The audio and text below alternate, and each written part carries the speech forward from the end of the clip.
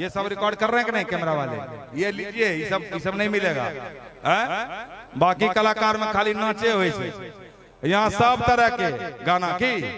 और अब देखिए हमारे दोस्तों, भोजपुरी गाने का डिमांड किया लोगों ने। फिसल न जाए तो मैं भी उसका बाप, मैंने क्या बोला? जल्दी पटा ले बेटा, कहीं मौका निकल न जाए। जल्दी पटा ले बेटा, कहीं मौका निकल न जाए। जल्दी पटा ले बेटा। ओकर गोरे गोरे गाल, ओकर नागिन जैसन चाल, ओकर उम्र 16 साल, हम तो हो गई नी बेहाल। कहीं पौआ फिसल न जाए। जल्दी जल्दी पटा ले बेटा, कहीं मौका निकल न जाए। जल्दी पटा ले बेटा, कहीं मौका निकल न जाए। जल्दी पटा ले बेटा।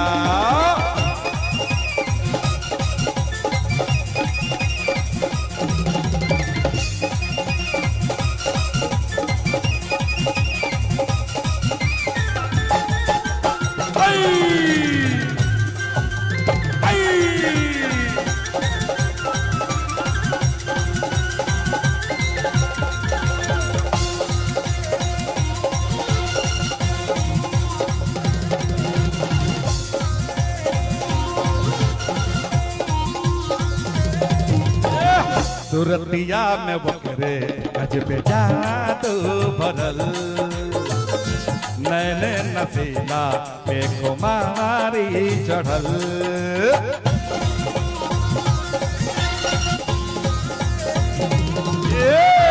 सूरतिया में बकरे अजब जादू भरल, नैने नसीला पे कुमारी चढ़ल।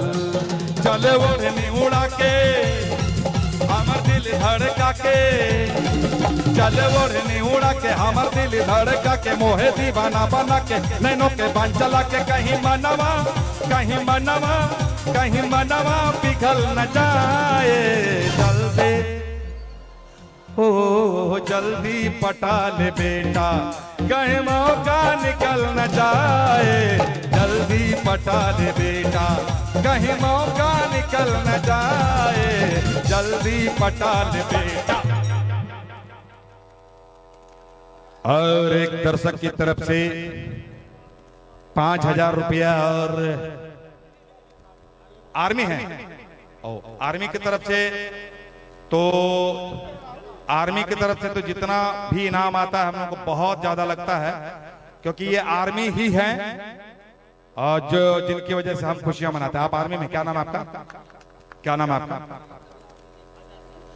आजाद सहनी। कहां के रहने वाले आप? बेला। देखिए आजाद सहनी जी की तरफ से ये आजाद सहनी जी कहां है? राजा सहनी, राजा सहनी जी की तरफ से ये बैलून भी है और कुछ इनाम भी है। इनाम तो देखिए फौजी की तरफ से अगर 1 रुपया भी आता है तो हम लोगों को 1 लाख के बराबर लगता है, क्योंकि ये फौजी ही हैं जिनकी वजह से हम आज यहाँ कह रहे हैं जल्दी पटा ले बेटा। हाँ, वो लगे हुए हैं अपनी ड्यूटी में और हर हमेशा लगे हुए रहते हैं। आप सब एक बार हिंदुस्तानी फौजी के लिए और इंडियन आर्मी के लिए एक बार जोरदार तालियां। सब लोग भारत माता की, भारत माता की, वंदे।